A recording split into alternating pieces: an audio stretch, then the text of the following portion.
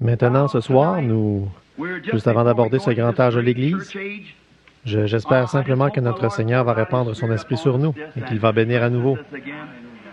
Et nous ne pouvons seulement qu'en toucher les points principaux maintenant parce que, dans l'éventualité d'un grand événement, nous serions ici toute la semaine. Et hier soir, nous avons passé des moments si glorieux. Eh bien, maintenant, juste avant de lire les Écritures, pourrions-nous simplement changer de posture pendant quelques instants et nous lever pour un mot de prière? Notre bienveillant Père Céleste, nous venons dans le nom entièrement suffisant du Seigneur Jésus, sachant qu'un jour tu viendras. Et nous essayons de préparer le cœur des gens à recevoir cette grande révélation que tu es le Fils de Dieu vivant.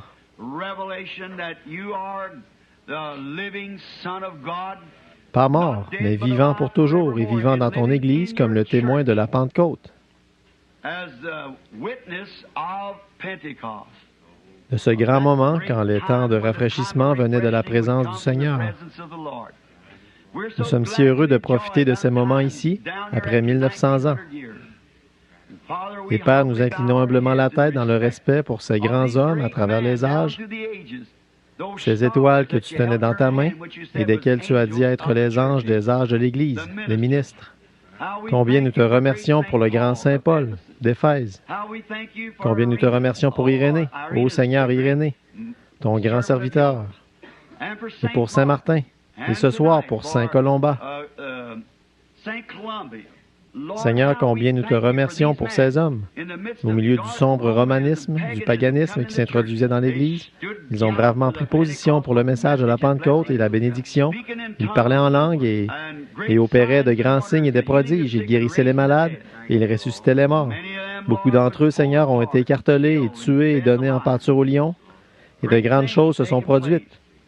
La terre est baignée avec le sang des justes. Et Père, leur sang crie aujourd'hui contre cette Église méchante et adultère. Et tu as dit un jour, quand tu as versé, l'ange versa sa coupe sur elle et le sang de chaque martyr fut trouvé en elle. Seigneur, aide-nous à être prêts à prendre position maintenant, car le temps arrive à sa fin. Alors que nous voyons cette bête à deux cornes s'élever de la terre, par de la masse et des foules de gens, avec des cornes semblables à celles d'un agneau, mais elle parlait comme le dragon. Nous croyons que cette heure est proche maintenant, Père. Quand ces églises sont en train de former une confédération, elles se rassemblent formant une image à la bête.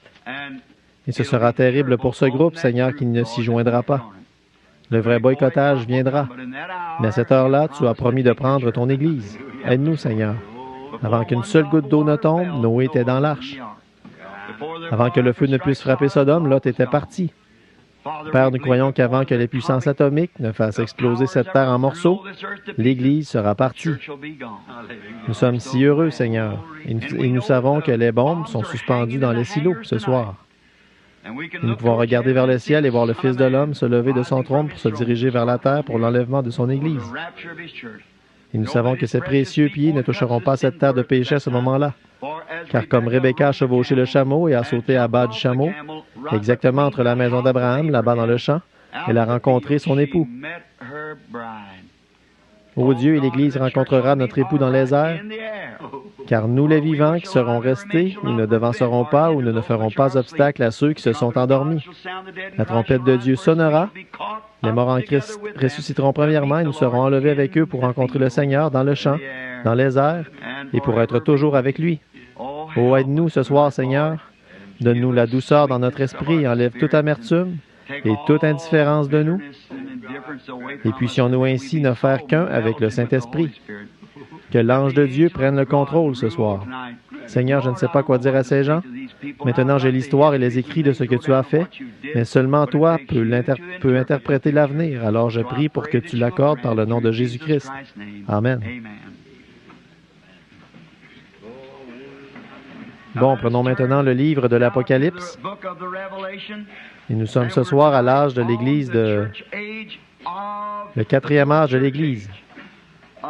Thyatire. Le grand âge de l'Église connu comme étant l'âge des ténèbres. Cet âge de l'Église a commencé en 606 et s'est terminé en 1520, 1520. C'était tout ce que je pouvais faire, le choisir. Beaucoup d'érudits choisissent Saint Patrick comme étant l'étoile ou chacune.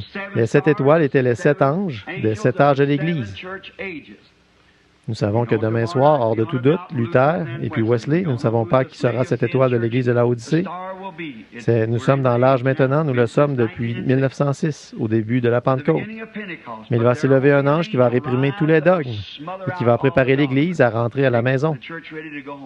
Maintenant, un certain maître dans l'esprit qui va paraître avec des signes et des prodiges.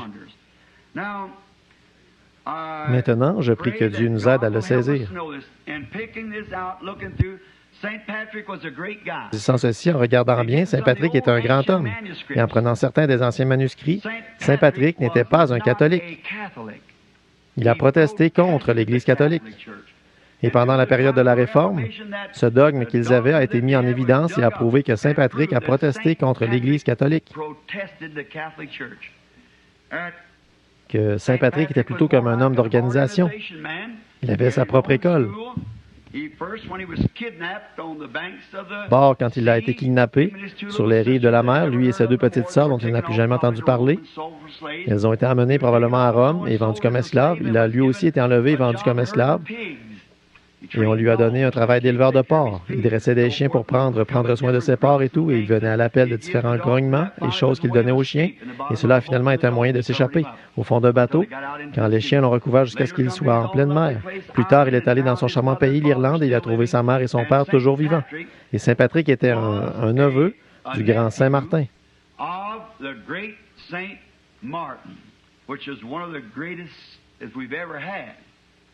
Lequel était l'un des plus grands que nous n'ayons jamais eu dans la lignée des hommes depuis Jésus-Christ. C'était Saint Martin, ses églises étaient toutes remplies du Saint-Esprit, tous parlaient en langue, ils avaient des signes et des prodiges et des miracles, toutes sortes de miracles se produisaient.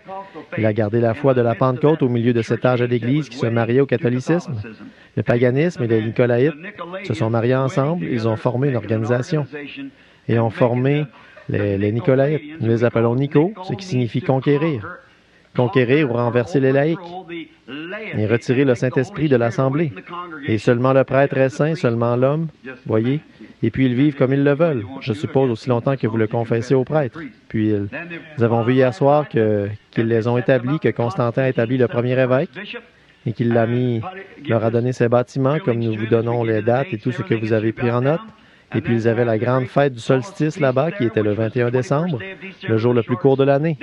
Et ils ont alors introduit cette hérésie qu'il était le jour du soleil. Voyez, le jour de l'anniversaire du soleil, ils ont déplacé la naissance de Jésus-Christ d'avril au 25 décembre. Le 25 décembre, pendant ces 5 jours, c'était le moment où les Romains avaient leur grande célébration, le cirque, et tout. Et c'est à ce moment-là qu'ils avaient cette grande fête païenne. Ils ont placé cet homme là-haut comme un dieu lui-même. Ils l'ont habillé tout le reste. Ils avaient leur dieu au milieu d'eux. Et c'est là que les gens du post-millénium ont vu le jour, à ce moment-là. Parce qu'ils pensaient que l'Église était dans le millénium à ce moment-là. Voyez, parce qu'ils étaient riches, ils n'avaient besoin de rien. L'État et l'Église ensemble. Le millénium est commencé, est encore un enseignement catholique jusqu'à ce jour. Voyez? Or, le millénium est commencé car nous savons que ça, c'est faux. Le millénium, la seconde venue de Christ, amène le millénium. C'est exact. La terre gémit, soupire. La terre gémit et soupire après ce jour de délivrance quand notre Seigneur reviendra sur la terre. Maintenant, ce grand saint ici était Colomba. C'était un grand homme de Dieu. Maintenant, j'ai son histoire en partie notée ici. D'abord, le 4e âge de l'Église, Thyatire, cela signifie être relâché, lâche ou confus. Voyez, c'était simplement un temps illégitime de 606 à 1500. L'étoile était Colomba, d'Irlande et d'Écosse, qui était le neveu de Saint Martin. Il a vécu environ 60 ans après Saint Patrick, et donc son ministère a commencé environ 60 ans après celui de Saint Patrick.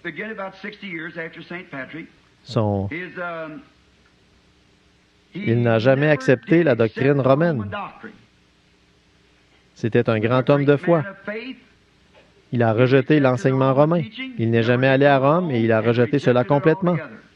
c'est que je n'ai pas vu nulle part où ils l'auraient canonisé, comme ils ont fait pour Saint Martin et les autres. Ils n'ont pas canonisé ni lui et ni Irénée, parce qu'ils étaient encore dans cette Église qui avait des signes et des prodiges de la Pentecôte, mais ils croyaient. Il n'a jamais intégré l'enseignement romain dans leurs enseignements. Il prit la Bible pour enseigner comme le faisait sa mère pieuse, la sœur de Saint Martin. Il n'a jamais pris les enseignements romains à aucun moment. Il enseignait que les signes de Marc XVI devraient accompagner tous les croyants. Amen, ça, c'est le genre de personne que j'aime. Quelqu'un qui croit, oui, monsieur. Il a entendu la voix audible de Dieu qui l'appelait. C'est un autre bon signe en sa faveur, voyez. Rien ne pouvait plus l'arrêter après ça. Il était parti. Ah oui, ah oui. Il était en route quand il a entendu la voix audible de Dieu. Un miracle, j'en ai plusieurs ici, mais si on ne prend que celui-ci, un des miracles était que lorsqu'il s'était rendu dans une certaine ville où le Seigneur l'avait envoyé, et les gens de la ville ne voulaient pas le recevoir, alors ils sont allés là-bas et ont essayé de... Ils ont pris des musiciens et ainsi de suite, et ont fermé les portes et ont essayé d'étouffer le son de sa voix en faisant jouer les musiciens. Et il a commencé à prêcher, cela a enterré les musiciens et les portes se sont ouvertes. Il est entré et il a prêché malgré tout. Il a converti tout le groupe. En voici un autre petit sur lequel j'aimerais particulièrement parler. Il est allé dans une ville. Les villes étaient fortifiées à cette époque-là, bien sûr. Alors il est allé dans la ville et ils l'ont rejeté. Comme il s'en allait, le fils du chef est tombé gravement malade. Et ils envoyèrent quelqu'un chercher le brave saint. Il est revenu, il s'est couché sur le garçon mourant et il est revenu à la vie. Son Église était remplie du Saint-Esprit. Il ne voulait rien de moins, car chaque membre de son Église devait être rempli du Saint-Esprit. Et il protestait et haïssait fortement la hiérarchie de Rome. Je crois qu'il était l'étoile de l'âge. Que faisait-il? Avec le parler en langue, le baptême au nom du Seigneur Jésus, ils accomplissaient la chose même qu'ils avaient commencée. Si Dieu est infini et que c'est ainsi qu'il a établi son Église au commencement, elle doit demeurer la même, et elle l'a fait, même dans la minorité, tout au long. Elle était presque disparue ici, elle est revenue par Luther. Bon, nous voulons commencer maintenant et voir si nous pouvons commencer à passer au travers de quelques-uns de ces versets. Maintenant, nous allons commencer au verset 18. Écrit à l'ange de l'Église de Thyatire. Avez-vous remarqué à qui c'est adressé? Ces messages sont adressés à l'ange ou au ministre qui porte la lumière de cet âge de l'Église. Voyez? Maintenant, hier soir, nous avons vu, à la fin de cet autre âge de l'Église de Pergame, que l'ange de l'Église, dans la victoire de cet âge de l'Église, recevrait une pierre. Et dans cette pierre, maintenant, nous avons pris cette pierre et l'avons symbolisée. Cela signifie un rocher. Qu'est-ce que c'est? L'ange serait semblable à Pierre. Appelé Pierre. Nous avons vu que votre nom a une incidence sur votre vie. Maintenant, je ne peux pas en dire trop parce que le diable a une fausse numérologie. Nous savons ça. Il donne une impression aux gens et tout ce qui devient du spiritisme. Et le spiritisme est du diable. Nous savons ça. Et c'est comme ça, vous devez être vigilant.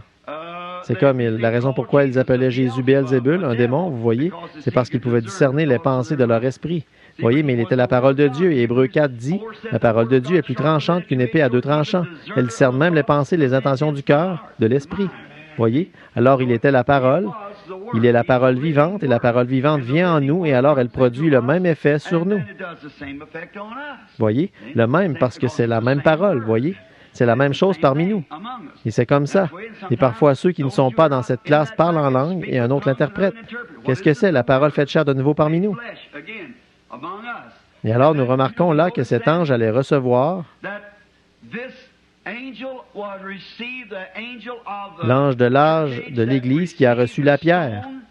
C'était une pierre blanche signifiant pas sa propre justice, mais la justice même de Dieu. Et dans cette pierre, il y avait un nom. Un nom que personne ne connaissait sinon celui qui la recevait. Il le recevait. Il le savait. Mais personne d'autre que lui ne pouvait le savoir.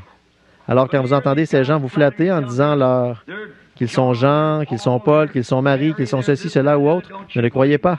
Parce que si c'était le cas, ils n'en diraient jamais un mot. Voyez, c'est vrai. Il doit le garder pour lui. Il le savait. Personne d'autre le savait, sauf lui. Mais il le savait parce que tout parfait vainqueur reçoit un nouveau nom de cette façon. Avez-vous remarqué qu'Abraham s'appelait Abraham? Mais quand Dieu est venu pour l'utiliser, il a changé son nom pour Abraham. S-A-R-A était Saraï. Mais quand Dieu s'apprêtait à l'utiliser, il a changé son nom pour S-A-R-A, Sarah, princesse. Saviez-vous que Jacob était un supplantateur. Ésaü signifie roux, poilu et roux. Un rouquin entièrement roux, c'est Ésaü. Maintenant, et Jacob était un supplantateur. Et un supplantateur est un trompeur. Ésaü n'a-t-il pas dit son nom n'est-il pas Jacob, supplantateur? Mais quand il a lutté avec le Seigneur toute la nuit et qu'il a vaincu, et qu'il a été béni, Dieu a changé son nom de Jacob pour Israël, un prince avec Dieu. Paul s'appelait Saul avant de rencontrer le Saint-Esprit sous la forme d'une lumière qui brillait sur lui.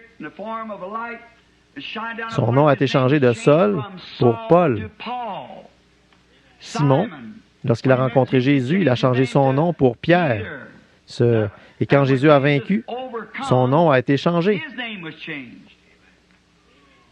Et il révélerait ce nom. Celui qui serait avec lui, qui vaincrait comme lui, a vaincu. Il a reçu un nom nouveau, et je lui révélerai mon nom nouveau. Voyez? Et tous les vainqueurs, je veux dire parmi ceux-là, les conducteurs et ainsi de suite. Maintenant, tous les enfants d'Israël n'ont pas changé de nom, bien sûr, c'est vrai. Mais ces grands conducteurs, quand ils ont vaincu, ils ont reçu un nom nouveau. Vous voyez comment ça concorde? De façon parfaite. Et là, nous avons vu qu'il obtenait aussi de la manne cachée. Or, la manne cachée est un type des pains de proposition. Les pains de proposition étaient réservés seulement pour les sacrificateurs, c'est vrai.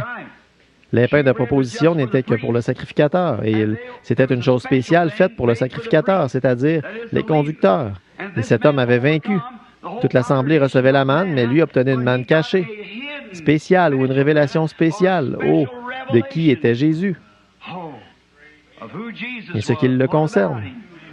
Tout à son sujet. Voyez, l'ange, il recevait cette révélation s'il avait vaincu.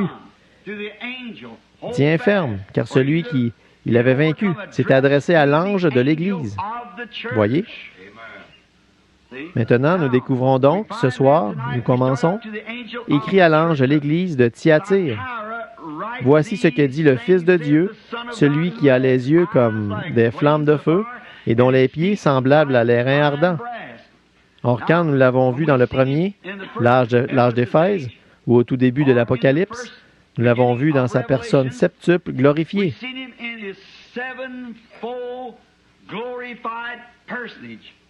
Ses cheveux. Nous voyons que Jean l'a trouvé au jour du Seigneur. Quand il vient maintenant, il est un sacrificateur. Quand il était ici sur terre, il est un prophète, le prophète de Dieu. Maintenant, il a pris son propre sang et est allé devant le Père, ce qui fait de lui un sacrificateur. Quand il reviendra, il sera un roi. Prophète, sacrificateur et roi. Il était le prophète de Dieu, il était un aigle. Il était le sacrificateur de Dieu, il était un agneau. Quand il reviendra, il sera le lion, le roi de la tribu de Juda, pour régner. Mais entre son travail de sacrificateur, quand il aura quitté le sanctuaire, alors nous le trouvons debout là-bas. Et Jean a dit qu'il était dans l'esprit au jour du Seigneur. Pas le 7e jour, pas dimanche, cela est tout erroné. Nous l'avons découvert, nous l'avons cherché à travers les Écritures, c'était le jour du Seigneur. Ici, ceci est le jour de l'homme, la venue du Seigneur sera son jour. Et nous le trouvons au jour du Seigneur. Et quand il a vu le Seigneur, il avait des cheveux blancs comme la neige. Et nous savons que cela représente un juge. Autre chose, il n'était pas sacrificateur à ce moment-là, car le sacrificateur était saint au niveau de la taille, ce qui représente le service. Et lui était saint au niveau de la poitrine, en haut ici, ce qui veut dire qu'il était un juge. Amen. Et nous l'avons vu marcher au milieu des 7 chandeliers d'or. Et maintenant, là, nous sommes revenus à l'Ancien des jours, qui était blanc au jugement du trône blanc. Quand Daniel l'a vu, il s'avança vers l'Ancien des jours, dont les cheveux étaient blancs comme la neige. Maintenant, blanc. Les vieux juges anglais, dans les années passées, autrefois, lorsqu'ils allaient au tribunal, ils portaient une grosse perruque blanche comme la neige parce qu'ils étaient juges. Et Jean l'a vu au jour du Seigneur lorsqu'il était un juge. Amen. Maintenant, nous voyons que ses yeux étaient comme des flammes de feu. Ses yeux étaient alors comme des flammes de feu. Une fois, ses yeux ont été remplis de larmes humaines. Il pouvait se tenir là et pleurer un homme mort tout en sachant que dans les 5 prochaines minutes, il allait vivre de nouveau. Mais c'était simplement de la sympathie humaine. Mais derrière cela, il y avait une telle puissance qu'il pouvait regarder dans la vie d'un homme et lui dire qui il était et tout à son sujet. Parce que cela venait maintenant dans ce reflet comme le feu. Des yeux qui peuvent parcourir la terre et voir tout ce qui s'y passe. Où vous tiendrez-vous au jour du jugement? Vos péchés seront mis à nu devant lui. Et si vous remarquez, de sa bouche sortait une épée à 2 tranchants, et nous avons vu que c'était la parole. Nous avons vu que ses pieds étaient de l'airain ardent et tout, ce qui signifiait son fondement. Il foula la cuve de la colère du Dieu Tout-Puissant et la foula aux pieds et prit le péché sur lui, et a traversé Agé, et il plut à Dieu. C'est vrai, et son fondement est notre fondement. Christ est le roc où je me tiens, a dit Eddie Perronnet. Tout le reste est sable mouvant. C'est vrai. Maintenant, nous voyons ici que chaque fois qu'il rencontre un âge de l'Église, il s'adresse à celui-ci avec l'un des noms de sa divinité. Maintenant, nous découvrons là-bas que la première de toutes les révélations est la divinité suprême de Jésus-Christ. Je suis celui qui était, qui est et qui vient. Je suis le premier et le dernier, le Dieu Tout-Puissant. Voyez, la première révélation, Jean s'est retourné pour voir la voix qui lui parlait. La première chose, il s'est adressé à lui. Tout roi, lorsqu'on s'adresse à lui, il dit qui il est. Toute personne. Je suis un tel qui vous parle. Vous ne me connaissez pas. Je suis William Branham, je suis John Doe, qui que vous soyez. Il a dit, je suis le premier et le dernier, celui qui était vivant et qui est mort, et qui est vivant au siècle des siècles. Oh là là, la divinité. Ici, nous le voyons dans sa septuple personne de son état glorifié. Dans chaque âge de l'Église, il les approche dans une de ses divinités, un de ses différents états glorifiés. Maintenant, ce soir, il vient avec une flamme de feu. Il regarde Laodicée, ou plutôt Thyatire. Ceci est l'âge où l'Église s'est mariée au catholicisme et au paganisme, où le nicolaïsme et le paganisme se sont mariés ensemble et ont formé et ont donné naissance à la première Église, une Église organisée. Et Dieu a dit que les œuvres de Nicolaïtes, qu'on trouvait chez les Éphésiens, là-bas, dans la petite Église de Pergame, sont devenues une doctrine. Il a dit que c'était une doctrine de Balaam. Et Balaam était celui qui avait enseigné à Israël à aller là-bas et de se livrer à la fornication, où il se livrait à des fornications avec Moab, qui est un membre d'Église tiède, ou de l'Église la plus répandue, la grande organisation. Et nous voyons que Dieu a dit que la doctrine nicolaïte, qui était a placé toute la puissance dans une Église et l'a mise à part pour en faire une organisation. Il a dit, tu la hais, et je la hais aussi. Il dit continuellement, je la hais. Je la hais, je la hais. Et cela a atteint son apogée ici. Voyez comment l'Église est presque disparue juste ici, jusqu'à ce qu'il n'en reste qu'un tout petit peu, et ça, c'est l'Église dont nous parlons maintenant. Maintenant, en ce jour où cette révélation est venue, ou est venue pour cette Église, c'était un jour où Rome avait bâti sur les grandes pierres de leur lieu, faites de foin et de paille. Mais il s'adresse à cette Église en disant qu'il demeure toujours la flamme de feu qui regarde à travers le temps. Et sa fondation n'est pas faite de foin, de chaume, mais d'un airain solide, éprouvé dans la fournaise ardente.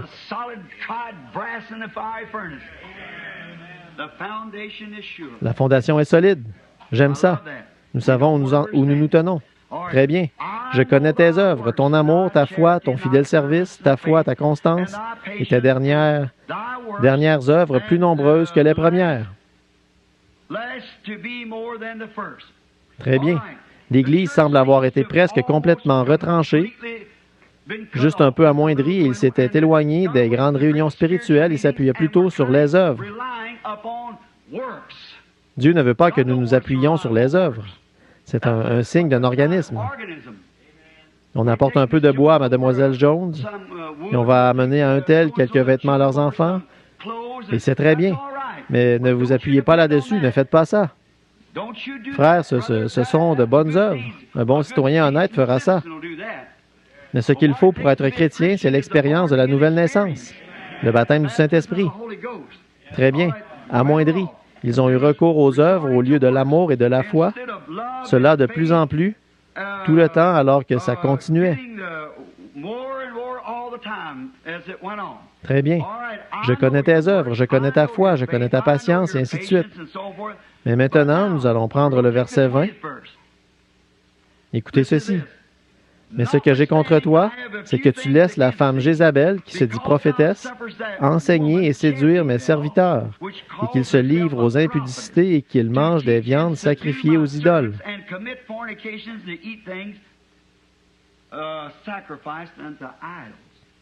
Maintenant, femme. Hier soir, qu'avons-nous découvert que la femme représentait? L'Église. Maintenant, nous voyons ici qu'ils étaient appelés des Nicolaïtes. La doctrine de Balaam, et maintenant, c'est devenu une Jézabel. Maintenant, Jézabel, si vous remarquez, c'est une histoire remarquable. Maintenant, si vous voulez le noter, commencez par un roi, environ à un roi vers le chapitre 16. Jézabel n'était pas une fille d'Abraham,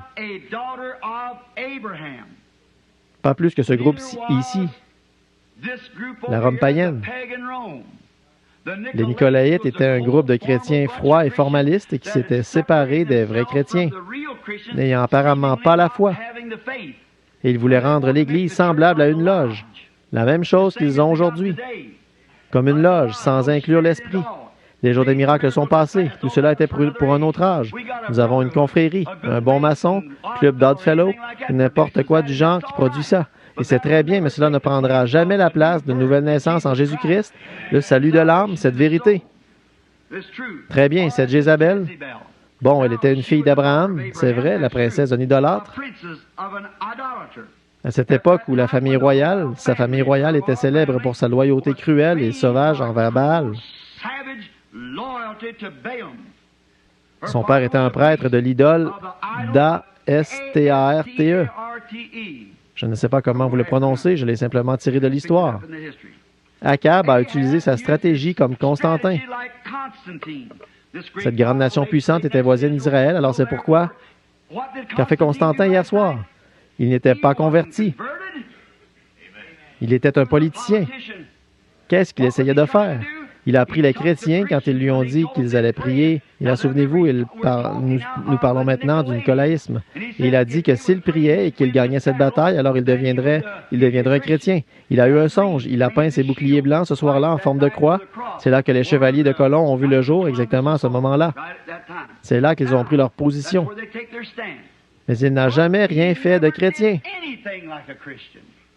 Sur l'une des églises nicolaïtes appelée Sainte-Sophie, il a mis une croix. Comme je l'ai dit hier soir, c'est la seule chose qu'il ait jamais faite qui pouvait laisser croire qu'il était pour l'Église. Pour autant que j'ai pu scruter des pages de l'histoire, et beaucoup d'autres érudits disent la même chose. Nous ne savons rien de sa conversion maintenant. Mais dans quoi s'est-il embarqué? La chose qu'il voulait faire, il avait vu la majeure partie de Rome, là. Or, regardez bien ça. Regardez cette stratégie. Et regardez comment la Bible le confirme. Dieu, des centaines et des centaines d'années avant que cela arrive. Et Constantin a utilisé la même stratégie. Dieu dit ici qu'Akab a utilisé. Maintenant, Constantin a vu qu'une grande partie de son peuple était ces Nicolaïtes, des chrétiens. Certains d'entre eux étaient appelés des hérétiques. Ça, ce sont ceux de la Pentecôte. C'étaient des hérétiques et des exaltés, et quoi encore? C'est là que se trouvaient vos vrais signes et prodiges. Mais l'Église naturelle se dirigeait alors vers l'organisation. Qu'est-ce qu'il a fait? Constantin a joué un jeu habile.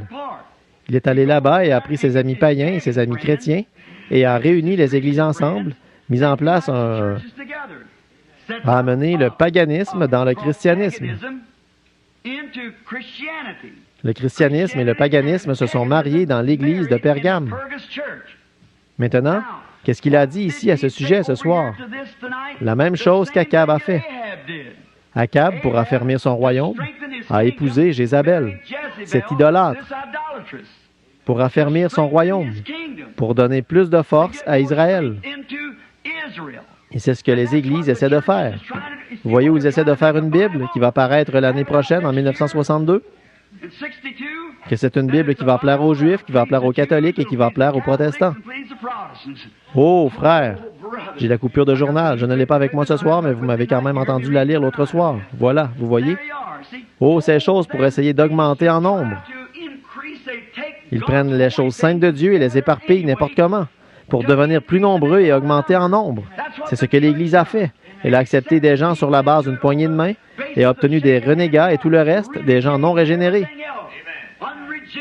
Mais dans le véritable corps de Christ, qui n'est pas une organisation, mais le mystique, le corps mythique de Christ, vous ne pouvez y entrer que d'une seule manière, et c'est par le baptême du Saint-Esprit. C'est exact. Et les mêmes signes qui ont frappé ces apôtres ont frappé l'Église. C'est tout à fait exact.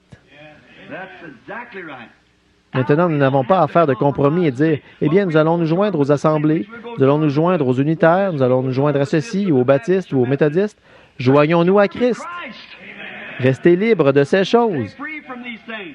Parce que chacune de ces organisations sont bien, mais elles ont leur doctrine et leurs choses.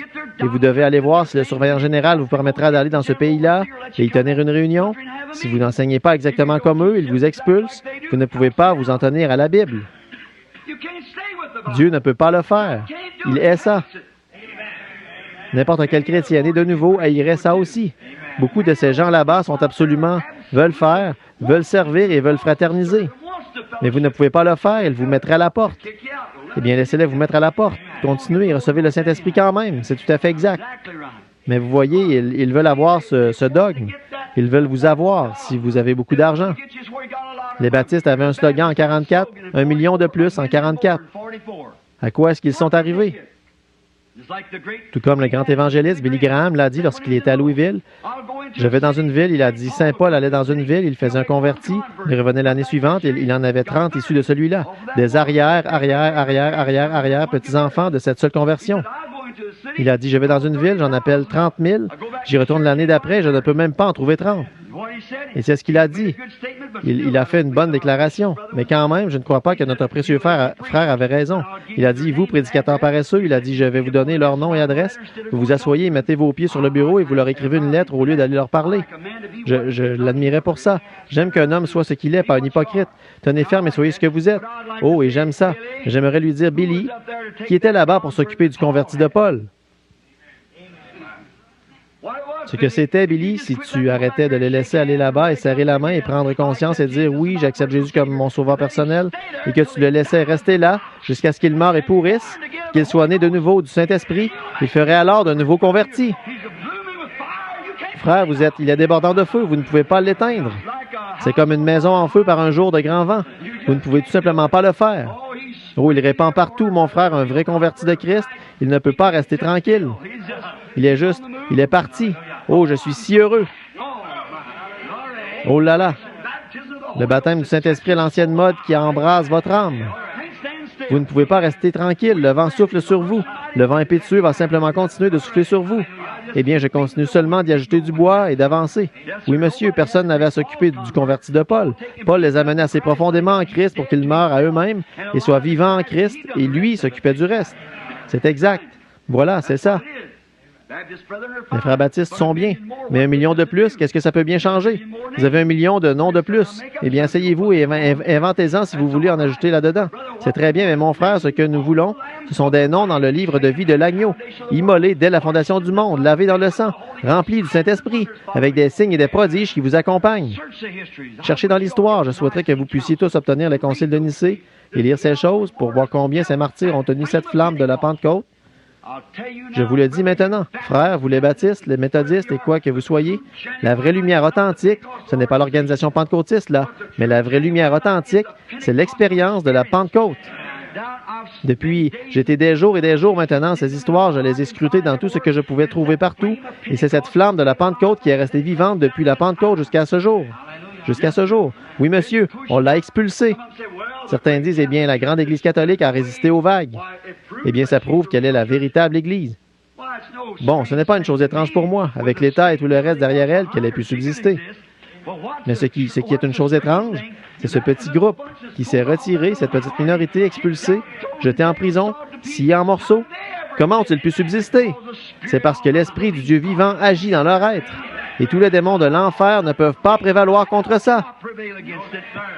Sur cette pierre, je bâtirai mon Église, et les portes de l'enfer ne prévaudront point contre elle.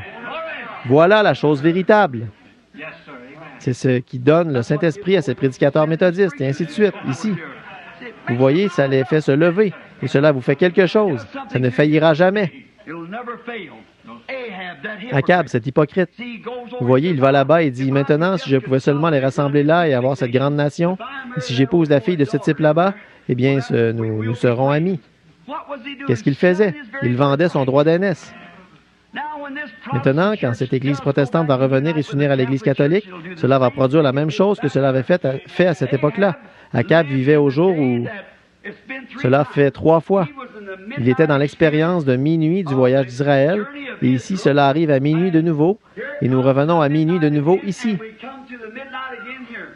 3 générations avant ceci sont passées ici, ici et ici. Maintenant, si vous remarquez, Akab a épousé Jézabel pour affermir son peuple. C'est exactement ce que Constantin a fait. Il a établi une très grande église et il a pris l'autel et il l'a fait de grands marbres revêtus, cet homme, le pape. Il l'a installé sur ça, un trône. Il était un Dieu vivant. Il pouvait leur parler et lui parler de leurs péchés. Et cela plaisait à cette vieille église tiède et ils se sont égarés. Bien sûr, c'est ça. Eh bien, mais cela n'a pas plu à cet homme qui était né de nouveau. Quand ils ont accepté cela et qu'ils ont ensuite introduit des cérémonies païennes où ils récitent des prières, qu'ont-ils fait? Ils ont enlevé Jupiter et ont mis Pierre. Ils ont enlevé Vénus et ont mis Marie. Et cela a amené le paganisme dans les rangs chrétiens. Et quand Akab a épousé Jézabel, il a fait exactement la même chose. Il a introduit l'idolâtrie en Israël. Et qu'a fait Jézabel? Elle a tué tous les prophètes sur qui elle pouvait mettre la main. Pas vrai? Les papes ont fait pareil. Tout vrai chrétien sur qui il pouvait mettre la main, il les tuait. Mais il y avait une étoile de cet âge-là, le vieil Élie. Oh oui, monsieur. Il n'avait pas peur de leur dire. Oui, monsieur. Il était l'étoile de Dieu pour cet âge-là. Il en est arrivé au point une fois, il a dit, Seigneur, il ne reste plus que moi.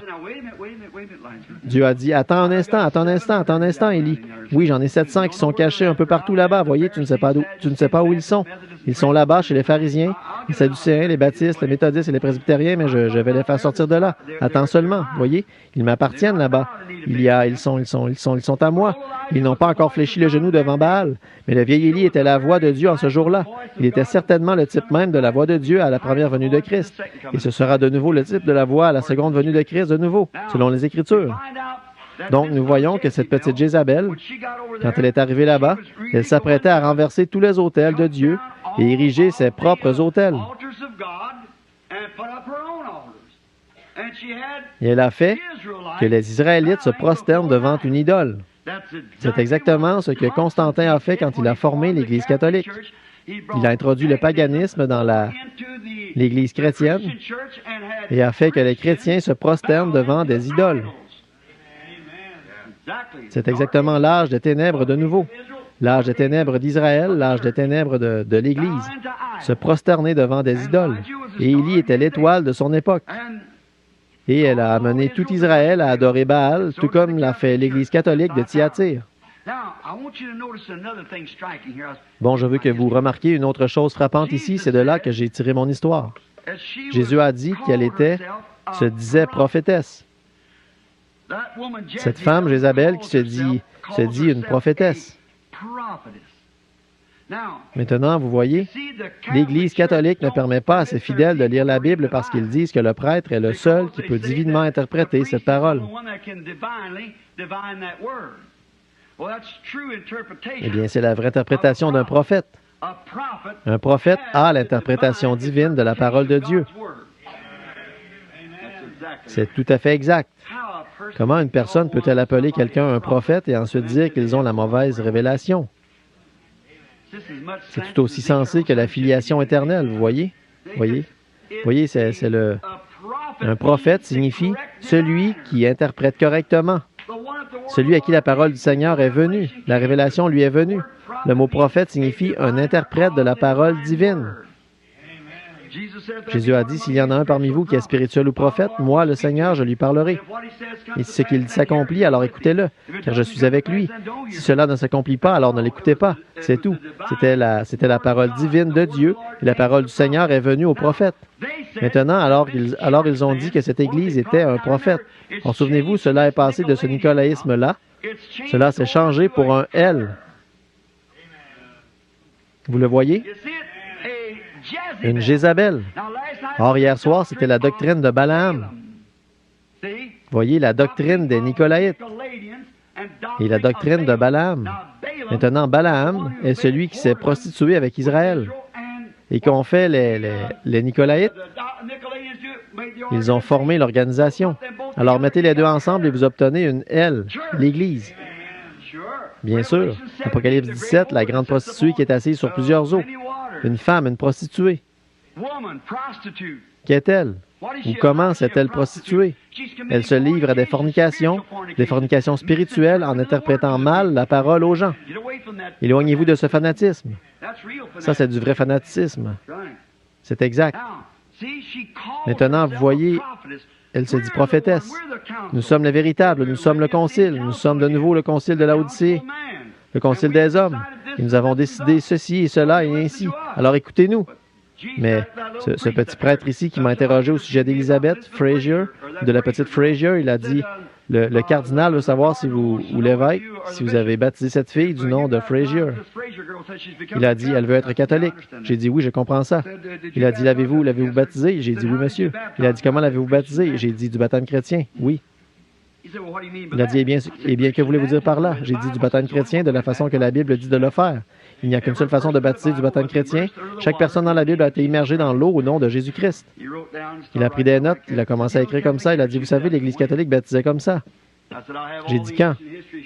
J'ai dit, j'ai ici toute l'histoire ancienne que j'ai pu trouver de Londres et de partout ailleurs, afin que je puisse étudier cette heure qui va bientôt arriver ou quelque chose qui va se produire. J'ai dit, je veux savoir où. J'irai. Il a dit, oh, il a dit dans la Bible. J'ai dit, dites-vous que... Il a dit, Jésus a organisé l'Église catholique. J'ai dit, est-ce que Pierre était le premier pape alors? Il a dit, très certainement. J'ai dit, je pensais que l'Église était infaillible et qu'elle ne changeait pas, et que toutes les messes étaient dites en latin pour qu'elle ne change pas. Il a dit, c'est vrai. J'ai dit, eh bien, vous avez certainement fait quelques changements depuis ce temps-là. J'ai dit, si cette Bible est un livre catholique, alors je suis un catholique à l'ancienne mode. Voyez, c'est vrai. J'ai dit, je suis un catholique à l'ancienne mode. Alors, j'ai dit cela certainement. Il a dit, eh bien, vous voyez, la Bible n'est que l'histoire de l'Église catholique. Il a dit, Dieu est dans son Église. J'ai dit, Dieu est dans sa parole, c'est vrai. Que ma parole soit reconnue pour vraie et toute parole d'homme pour mensonge. Et ici, dans ce livre de l'Apocalypse, c'est le seul livre, je vais le répéter, sur lequel Jésus a mis son approbation. Et la première chose qu'il a faite a été de révéler sa divinité. Et il le fait complètement. Et il a dit, quiconque en retranchera quoi que ce soit ou y ajoutera quoi que ce soit, celui-là, sa part sera retranchée du livre de vie. Béni soit celui qui lit ou celui qui entend, et maudit est celui qui y ajoutera une seule chose ou en retranchera quoi que ce soit. Voilà donc, vous voyez où est la partie dangereuse, alors n'ajoutez jamais rien à cela. Laissez-la simplement telle qu'elle est, et continuez simplement à avancer. L'Esprit va vous la révéler si vous restez simplement humble, demandez-lui. Voyez, c'est vrai. Donc, ce n'est pas compliqué. Jésus a remercié le Père en disant, « Je te remercie, Père, de ce que tu as caché ces choses aux yeux des rabbins, des évêques, des cardinaux, des surveillants généraux et de ce que tu les as révélés aux enfants, lesquels sont disposés à apprendre. » Voyez, voilà ce que vous voulez. C'est une révélation de Dieu qui ne peut seulement venir que comme il l'a dit là. Qui dit-on que je suis? Il a dit, tu es le Christ, le Fils du Dieu vivant. Il a dit, Simon, tu n'as jamais appris cela dans un séminaire, voyez? Personne ne t'a jamais dit cela. C'est venu, c'était une révélation du ciel. Et sur cette pierre, je bâtirai mon église, et les portes du séjour des morts ne prévaudront point contre elle. C'est exactement la même révélation qu'Abel a reçue au commencement. C'est la révélation, ça l'était alors. C'est encore la révélation, ce sera toujours la révélation. C'est vrai. Bon, nous voyons ici qu'elle était une femme, là, et qu'une femme représente une église, pas vrai? Christ vient pour une quoi? Une épouse, une femme, vierge pure. Et la vieille femme ici, elle déclarait être l'Église de Dieu. Mais ce qu'elle était parée de richesses et de perles, et tout. Et elle tenait une coupe de la souillure des abominations de ses fornications, dont elle avait rendu tous les rois de la terre ivres de ce vin. Pas vrai? Maintenant, nous voyons ici qu'elle est appelée Jézabel. Et Jézabel, le mal que Jézabel a fait dès qu'elle a eu de l'emprise parmi ses Israélites, elle les a mis à mort et a fait tout ce qu'elle pouvait. Et elle a construit ses propres autels. Pas vrai? C'est exactement ce que l'Église catholique a fait. C'est exactement ça. Mais maintenant, lisons juste un peu plus loin. Ceci va vous surprendre. Parfois, quand on devient rachitique, on mange un peu plus. Se dit prophétesse. Maintenant, si elle dit, je suis la seule interprète de la parole, et enseigne et séduire mes serviteurs pour qu'ils se livrent à l'impudicité et mangent des viandes sacrifiées aux idoles. Ce frère qui a demandé au sujet du serpent, au sujet de manger le fruit dans le jardin d'Éden, vous voyez ce que c'est, n'est-ce pas? Quand il a dit mange, ici, ce que c'était spirituellement, vous voyez, et je lui ai donné du temps afin qu'elle se repentît. Elle ne veut pas se repentir de son impudicité. Voici, je vais la jeter sur un lit. Quelle sorte de lit? De mondanité. C'est exactement ce qu'elle est aujourd'hui. Et envoyer une grande tribulation à ceux qui commettent adultère avec elle, à moins qu'ils ne se repentent de leurs œuvres. C'est de passer par la grande tribulation. Il ferait mourir de mort ses enfants. Oh! C'est quoi? Cette vieille femme avait des enfants. Maintenant, Apocalypse 17. Combien d'entre vous, vous étiez tous ici hier soir, je pense? Très bien, Apocalypse 17, cette vieille prostituée. L'Église catholique est appelée une prostituée, et elle était une mère de prostituées.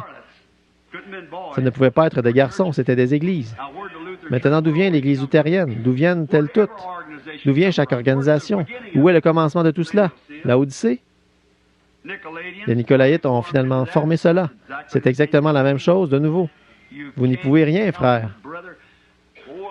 Oh, Élie s'est opposé à la chose à son époque. Jean s'y est opposé à son époque. Oui, monsieur, ne prétendez pas dire en vous-même. Nous avons Abraham pour père. Car je vous déclare que de ces pierres-ci, Dieu peut susciter des enfants à Abraham. Voyez, on ne peut simplement rien y faire. Maintenant, elle avait des enfants. Est-ce que la véritable Jézabel avait des enfants? Oui, monsieur. Écoutez, je ferai mourir de mort ses enfants. Quoi? L'Église catholique, ses enfants sont la dénomination protestante. Voyez, c'est exactement ça parce qu'ils font la même chose. Baptisés en elle par leur étrange baptême, baptême non scripturaire, une poignée de main au lieu du Saint-Esprit, Père, Fils et Saint-Esprit au lieu de Jésus-Christ, ils font simplement tout ce qui est contraire à la Bible. Encore, et elles entrent directement là-dedans. Sa fille s'appelait Athalie, A-T-H-A-L-I-E. Elle, Jézabel, a fait en sorte qu'Athalie épouse Joram, le fils du roi de Juda, et bientôt les autels de Baal furent érigés à Jérusalem.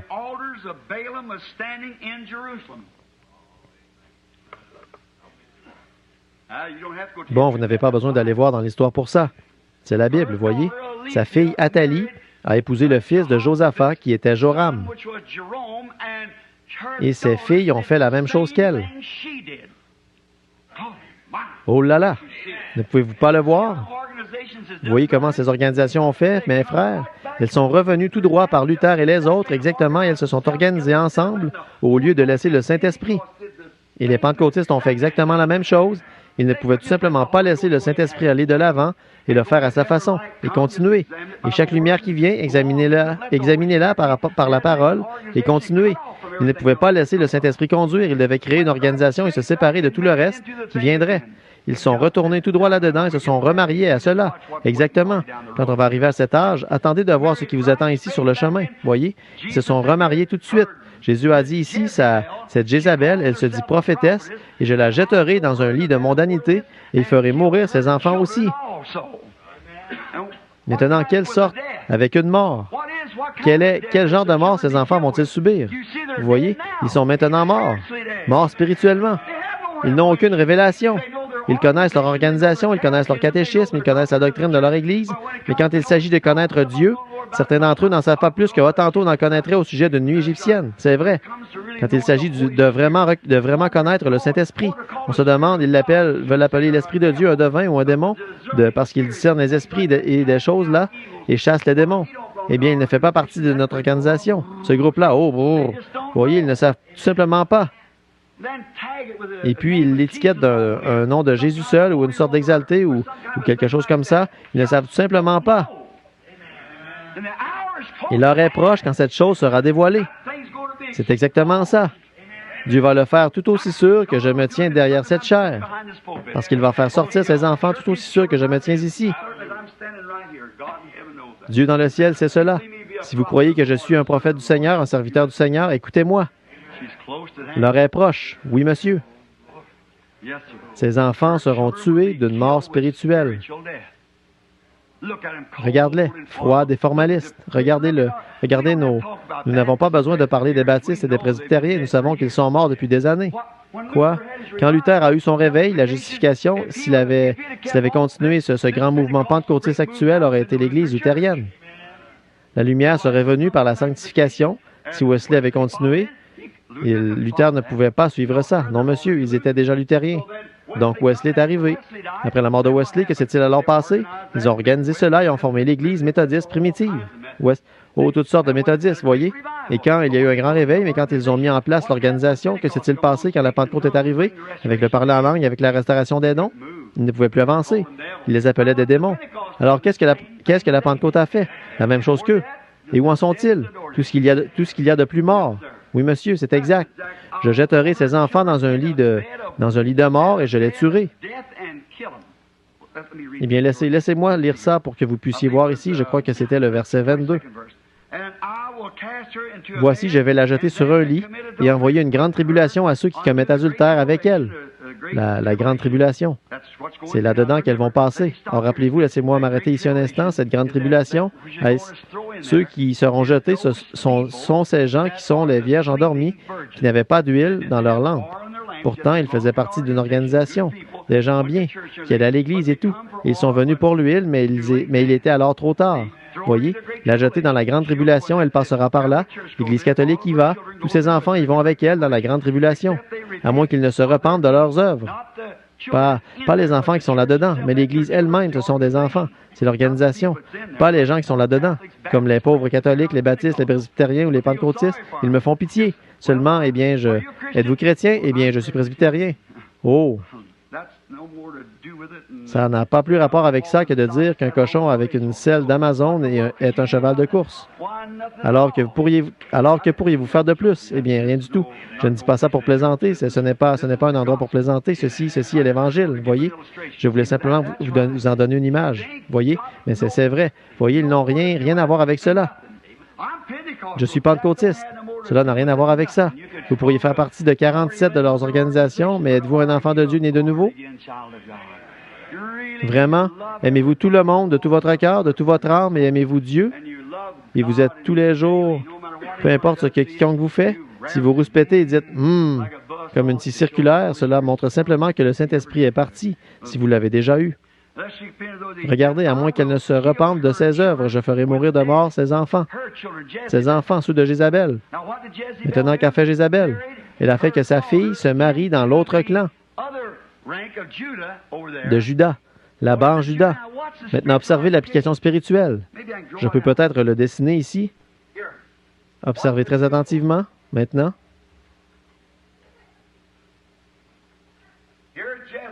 Voici Jézabel et Israël. Mais ici, c'est Judas. C'est un type différent par ici, un autre. C'est celui de Josaphat par ici. Très bien. Or ici, c'était Akab. Maintenant, voici Jézabel, juste ici. Donc, elle vient ici et incite tout Israël vers l'idolâtrie. C'est exactement ce qu'a fait l'Église catholique à son époque quand Constantin unissait les Nicolaïtes. Les formalistes froids, juste ici, dans l'Église et au paganisme. Ils faisaient du christianisme une forme païenne. Je ne veux pas vous blesser, vous qui êtes catholique, mais je suis responsable devant Dieu. C'est tout ce qu'est l'Église catholique. C'est une forme païenne de christianisme, du christianisme, des superstitions et des idoles et tout le reste. C'est exactement ça, juste une forme païenne. Là, c'est vrai. Même si je meurs à cet instant, c'est la vérité. Et les protestants sont exactement dans la même chose, juste dans une autre catégorie.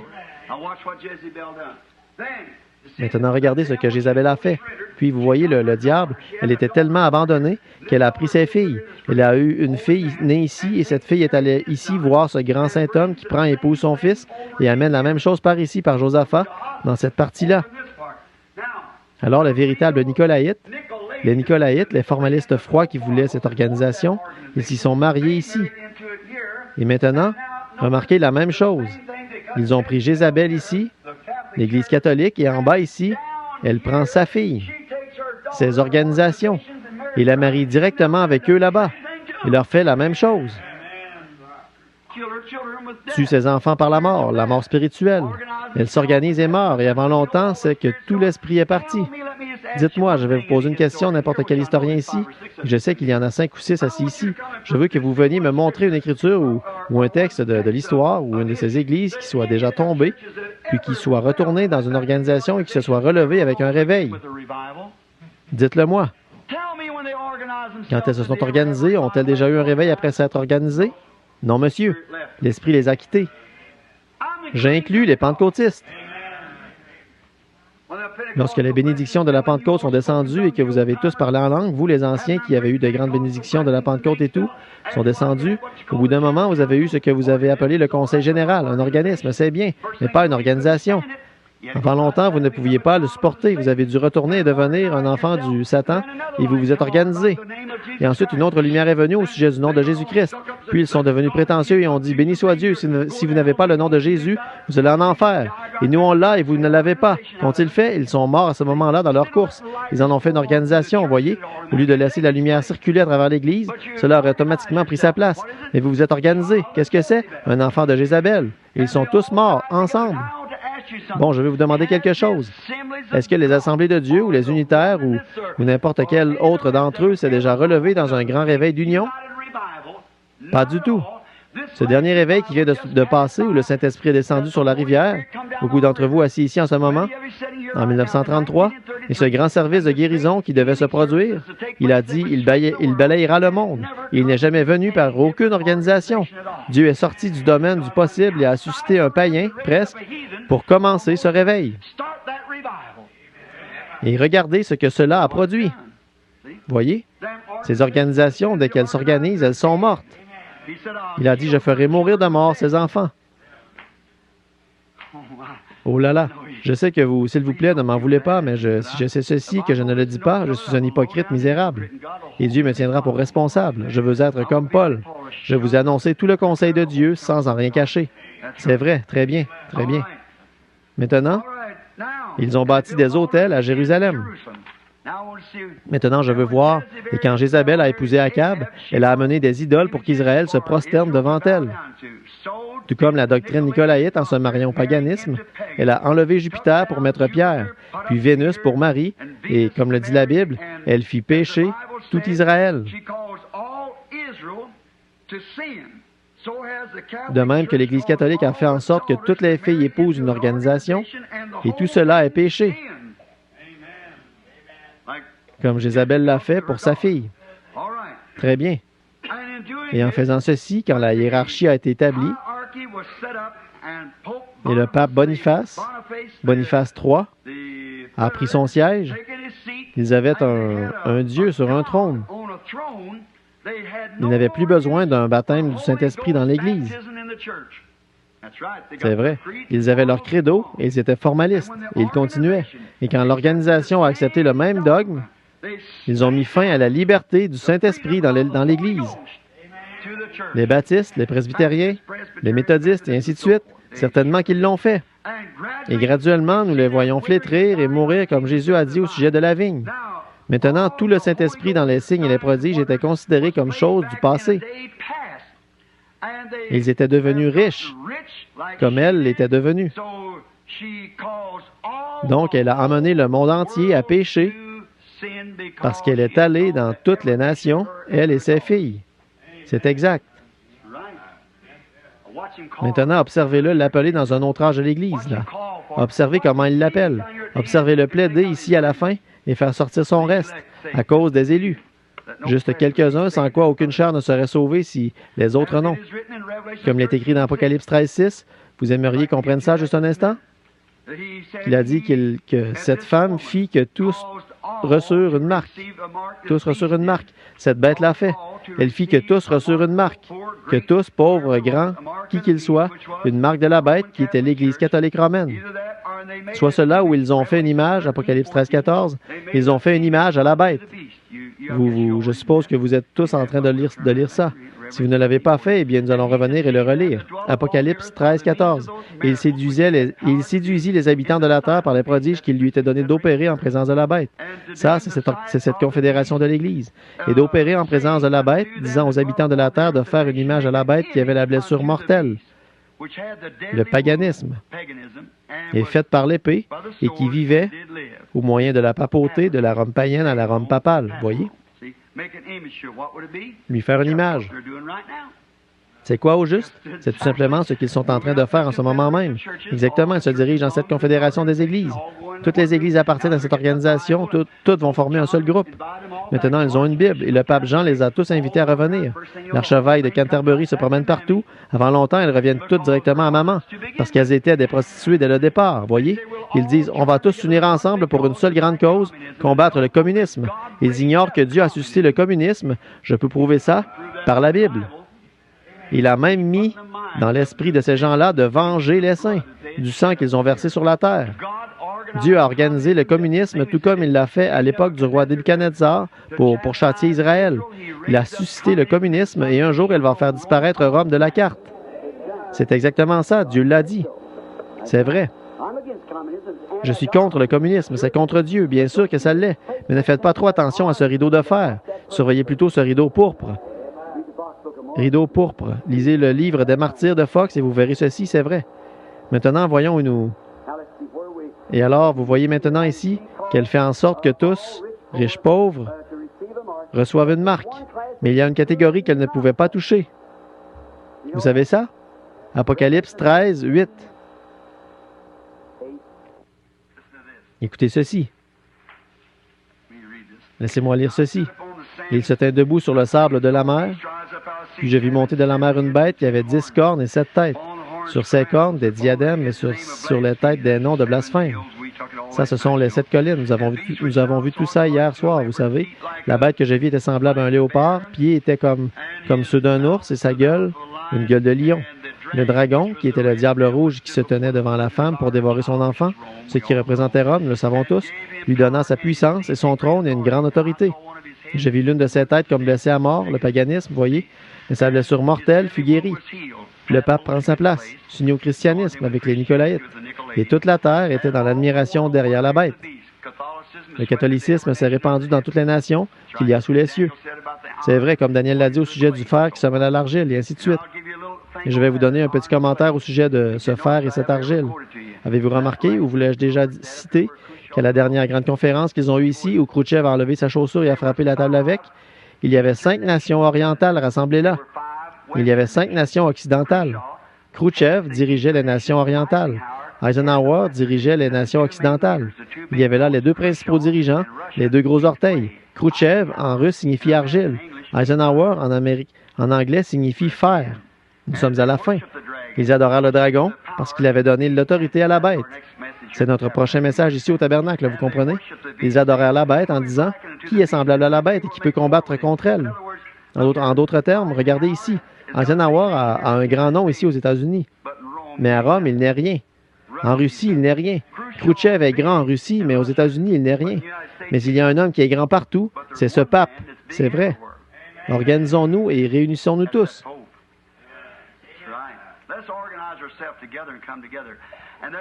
Il lui fut donné une bouche pour proférer des paroles arrogantes, blasphèmes.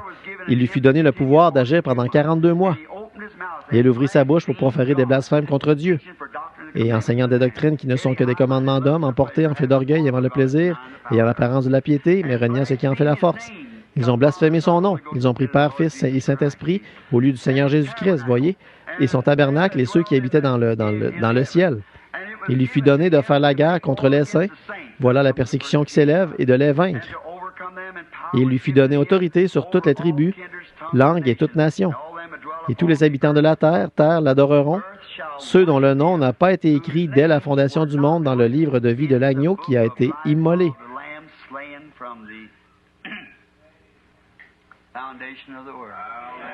La fondation du monde. Oh, la fondation du monde. Nos noms, s'ils ont déjà été dans le livre, ils y ont été mis à ce moment-là. Jésus a dit, « Nul ne peut venir à moi si mon Père ne l'attire premièrement. Et tous ceux que le Père m'a donnés viendront à moi. » Mes brebis entendent ma voix. Ceci est la nourriture, voyez. Et un étranger, alors il peut dire, eh bien, je viens d'adhérer à l'Église, je suis aussi bon que vous. Ça, ce n'est pas de la nourriture de brebis. Voici la nourriture des brebis, assis ensemble dans les lieux célestes en Christ. Oh, il est si merveilleux, n'est-ce pas? Très bien. Maintenant, terminons sans tarder parce qu'il est, oui, nous avons dépassé l'heure à présent. Très bien. Mais je dis, voyons voir maintenant, j'ai le verset 23. Je ferai mourir de mort ses enfants, et toutes les églises connaîtront que je suis celui qui sonde les reins et les cœurs, et je vous rendrai à chacun selon vos œuvres. À vous, à tous les autres de Thyatire qui n'ont pas reçu cette doctrine, quelle sorte de doctrine est-ce que c'était? L'organisation.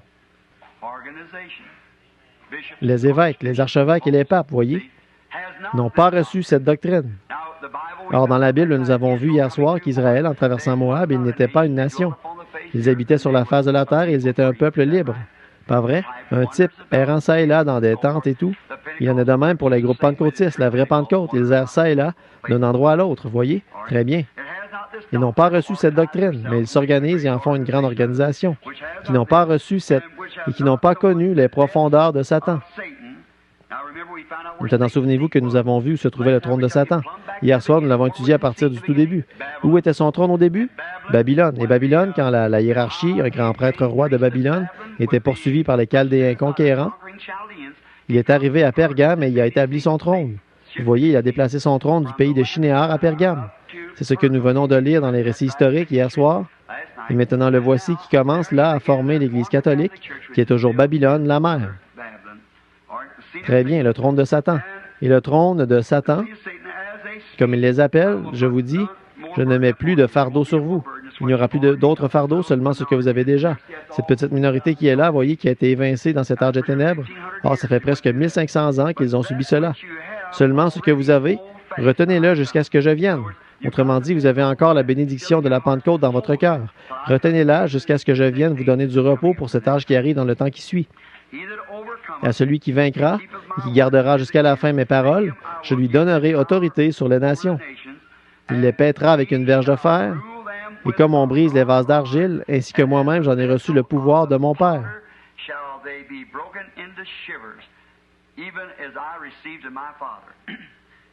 Vous voyez cette Église? Qu'est-ce que ce sera quand cette Église de l'âge des ténèbres se lèvera et se tiendra au jugement pour juger cette bande de païens de cette époque-là? Ils vont se faire renverser. Ces pieds d'airain fouleront tout cela au passage, je vous le dis. Il les brisera comme des vases d'argile, que la Bible dit. Et je lui donnerai l'étoile du matin. Vous savez ce que c'est, n'est-ce pas? Christ est l'étoile du matin. Très bien. Que celui qui a des oreilles entende ce que l'Esprit dit aux églises. Oh là là! N'êtes-vous pas heureux? Il se fait un peu tard. J'en ai d'autres, j'y reviendrai peut-être demain soir sur le sujet des 2000 ans là-bas. Mais il est le lys de la vallée, l'étoile du matin. Il est tout ce que mon cœur peut désirer.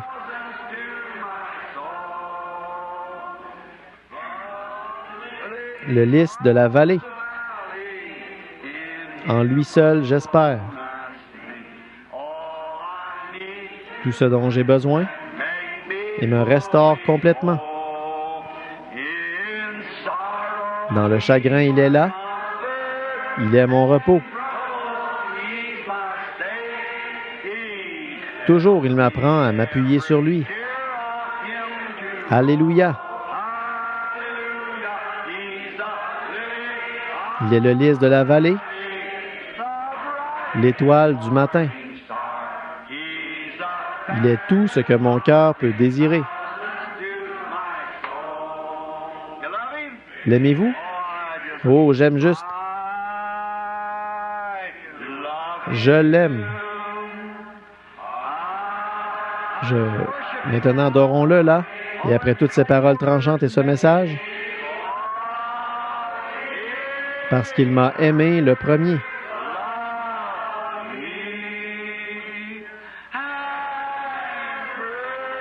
Et a acquis mon salut.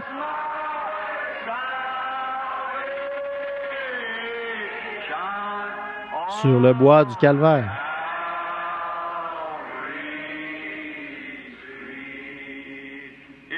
N'est-il pas merveilleux? Je l'aime. Maintenant, les choses que je n'ai pas pu aborder seront dans les livres, bien sûr, parce que nous ne pouvons pas apporter l'âge de l'Église au complet en un seul soir. J'ai pris cela un peu plus léger ce soir parce que je suis un peu enroué. Mais oh, n'est-il pas merveilleux? Oh, Il y a des gens presque partout dont le cœur est en flammes. Du feu tombé à la Pentecôte, qui les a sanctifiés. Oh, il brûle maintenant dans mon cœur. Oh, à son nom la gloire. Je suis si heureux de dire, je suis l'un d'entre eux. Oh, l'un d'entre eux. Je suis l'un d'entre eux. Je suis si heureux de dire, je suis l'un d'eux. Alléluia. L'un d'entre eux.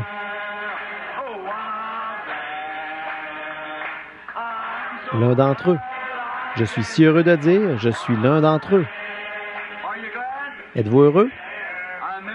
Je me souviens d'être revenu de Chattanooga un soir et l'avion s'était cloué au sol au Tennessee, là-bas, à Memphis. Ils m'ont logé dans un grand et bel hôtel là-bas et ils m'ont appelé. Ils ont dit l'avion partira à 7 heures demain matin. J'allais porter du courrier pour le mettre dans la boîte aux lettres. Je rentrais à la maison et j'écrivais à quelques-uns de mes amis. Et en y allant, le Saint-Esprit a dit « Continue à marcher ». J'ai tout simplement continué. Je suis arrivé dans le quartier des gens de couleur. J'étais là-bas et je me suis dit « Oh là là, regarde-moi ça, c'est l'heure de partir pour cet avion ». Et le Saint-Esprit ne cessait de me dire « Continue à marcher ». Tout comme il avait fait dans les bois là-bas l'autre jour, vous savez, continue simplement à marcher. Alors j'ai continué à marcher. Mon regard s'est porté au loin là-bas sur l'une de ces petites cabanes colorées où vivaient de pauvres gens de couleur. Pauvres là-bas. Une vieille tante Jemima, typiquement, avec une chemise pour homme attachée autour de la tête, appuyée sur là, comme ça. Et j'y allais en chantant « Je suis d'entre eux, je suis l'un d'entre eux. Je suis si heureux de dire, je suis l'un d'entre eux. Oh, alléluia.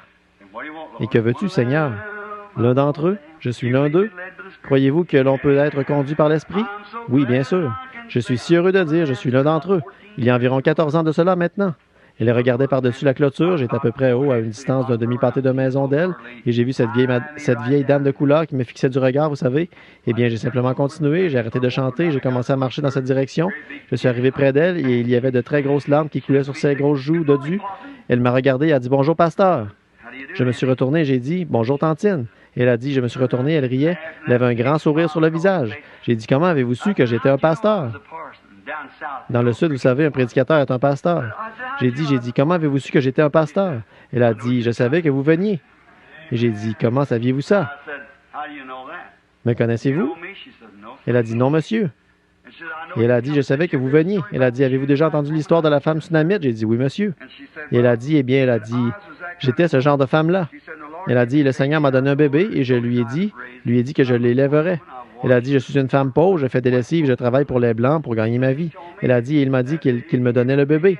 Je lui ai dit que je l'élèverais. Elle a dit, je l'ai élevé au meilleur de ma connaissance, mais elle a dit, pasteur, mais il s'est mis à avoir de mauvaises fréquentations. Il a attrapé une maladie et nous n'en savons rien. Elle a dit, il a atteint un stade avancé et il est mourant là à l'intérieur, étendu sur le lit.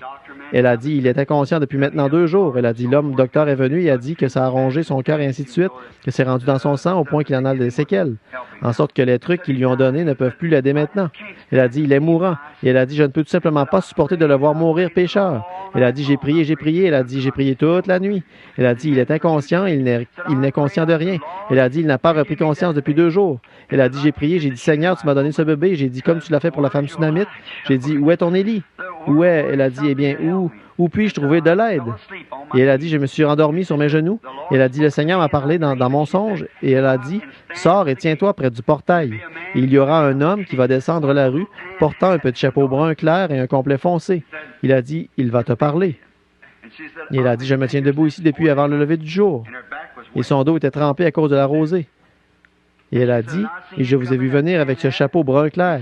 Il a dit, mais vous étiez censé transporter une petite sacoche. J'ai dit, je l'ai laissé à l'hôtel, voyez. Et j'ai dit, votre garçon est malade?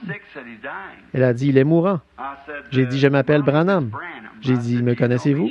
Elle a dit, non, monsieur, pasteur Branham, je n'ai jamais entendu parler de vous. J'ai dit, je prie pour les malades. Elle n'était pas intéressée par ça. Elle ne voulait pas que son fils meure pécheur. Je suis entré, ils avaient un vieux portail là auquel était fixée une pointe de charrue pour le ramener. Peut-être que beaucoup d'entre vous, les gens du Nord, ne savent pas ce que c'est, mais c'était pour garder le portail fermé. Et je suis entré dans la maison dans une toute petite vieille maison à 2 pièces. Ça ressemblait à ce qu'on appelle une petite shotgun house, maison de fusil de chasse. Il y a une pièce ici et ça, c'est le salon et la chambre à coucher ensemble, et la cuisine est là derrière. Quand je suis entré, c'était une petite maison blanchie à la chaux et charmante avec des murs décapés de chaque côté et en bardeaux. Et donc, non, je crois qu'elle avait du papier goudronné sur le toit. Je me souviens d'avoir vu de grosses bulles comme de la rosée suspendues sur le dessus. Alors, quand je suis entré, il y avait un écriteau suspendu de l'autre côté de cette porte qui disait que Dieu bénisse notre foyer. Juste ici dans le coin, il y avait un vieux lit par ici, un autre par là. Étendu là, il y avait un grand gaillard, pas de tapis sur le sol. Un grand jeune homme, un grand type qui paraissait bien était là. Je pense qu'il pesait 177 ou 180 livres et mesurait près de 6 pieds. Il tenait la couverture dans sa main en faisant Et elle a dit le bébé de maman. Et j'ai pensé le bébé de maman. Et pourtant, il avait une maladie vénérienne, la syphilis, et il était mourant. Puis elle l'a embrassé sur le front. Il le tapotait comme ça en disant le bébé de maman. Eh bien, j'avais le cœur gros. Je me suis dit, oui, peu importe à quel point tu es dans le péché, tu es toujours son bébé. Puis j'ai pensé, tu vois, peu importe combien il était mal en point, il était toujours le bébé de maman. Et j'ai pensé, Dieu a dit, une mère pourrait oublier son nourrisson, mais je ne t'oublierai jamais, car ton nom est gravé dans les paumes de ma main. Voyez? Comment est-ce possible? J'ai regardé cette pauvre vieille sainte qui marchait là. On voyait, mon frère, qu'elle n'avait rien dans la maison. Mais elle avait quelque chose dans sa maison que toutes les maisons de l'Indiana, ou d'ailleurs, devraient avoir. C'est Dieu. Je préférerais avoir ça plutôt qu'une belle grande maison avec des affiches indécentes et toutes ces choses vulgaires et obscènes. La vieille Bible était là, à la page où elle l'avait laissée ouverte, de vieilles pages froissées dedans. Je l'ai regardée et elle a dit, « Le pasteur vient prier pour toi, chérie. » Il faisait sombre, Et j'ai dit, « Qu'est-ce qu'il dit? » Elle a dit, « Il ne sait pas. Le docteur a dit qu'il délire. » Elle a dit, « Il se croit quelque part en haute mer et il est en train de ramer dans une barque et il est perdu. » Et elle a dit, « C'est ce que je ne peux pas supporter, pasteur, de savoir que mon bébé est mourant et perdu. » Et elle a dit, « Je sais que vous êtes venu pour m'aider parce que le Seigneur me l'a dit. » J'ai dit, « Je vais prier pour lui. » Et j'ai dit, « Peut-être que le Seigneur va le guérir. » Elle n'était pas intéressée par ça. Elle voulait juste qu'il se lève et qu'il dise qu'il était sauvé. C'est tout en autant qu'il était sauvé. Peu importe, il doit partir de toute façon, alors un jour ou l'autre, en autant qu'il soit sauvé. Oh, si seulement on pouvait avoir cette attitude. Cette demeure éternelle là-bas, elle savait qu'elle vivrait de nouveau avec lui à ce moment-là. Elle a dit, si je pouvais seulement l'entendre dire qu'il est sauvé. J'ai dit, agenouillons-nous. Elle s'est agenouillée. J'ai tout simplement saisi ses pieds. Ses pieds étaient vraiment froids et collants. Je ne pouvais pas les couvrir avec la couverture, une petite couverture mince qu'elle avait mise sur lui, là. Et il ne portait que son caleçon, vous savez. Et donc, il la retirait comme ça, pensant simplement qu'il était dans la barque. Il l'avait saisi en pensant qu'il ramait. Il continuait à dire, « C'est si sombre, c'est si sombre. » Alors, elle a essayé de lui parler, et il continuait de dire, « C'est sombre et il fait froid, en ramant. » Alors, je l'ai regardé un peu, et elle s'est agenouillée là, et je lui ai dit, « Tantine, voudriez-vous nous conduire dans la prière? » Elle a dit, « Oui, monsieur. » Il n'y avait qu'elle et moi, le garçon et le Saint-Esprit dans la pièce, c'était tout. Cette vieille sainte a prié. Oh là là, quand elle lui parlait, vous saviez qu'elle lui avait déjà parlé auparavant. Oui, monsieur, elle savait à qui elle parlait. Elle a dit, Seigneur, je ne sais pas ce que tu vas faire. Elle a dit, mais tout est tel que tu l'as dit. Oh là là, oh, je suis si heureux qu'il soit toujours le même Jésus qui était à cette époque-là avec ses saints. Il est toujours le même Jésus aujourd'hui. Et je ne lui ai jamais demandé au sujet de sa religion, s'il était baptiste, pentecôtiste ou quoi encore. Ce n'était pas de mon affaire. Je suivais simplement le Saint-Esprit et elle faisait la même chose. Nous voulions voir ce qu'il allait faire. Et ainsi, on s'est agenouillé et elle a commencé à prier. Quand elle a eu terminé de prier, elle s'est levée et l'a embrassé sur la tête en disant que Dieu bénisse mon bébé. Et elle a dit, maintenant, voulez-vous prier, pasteur? Et j'ai dit, oui, madame.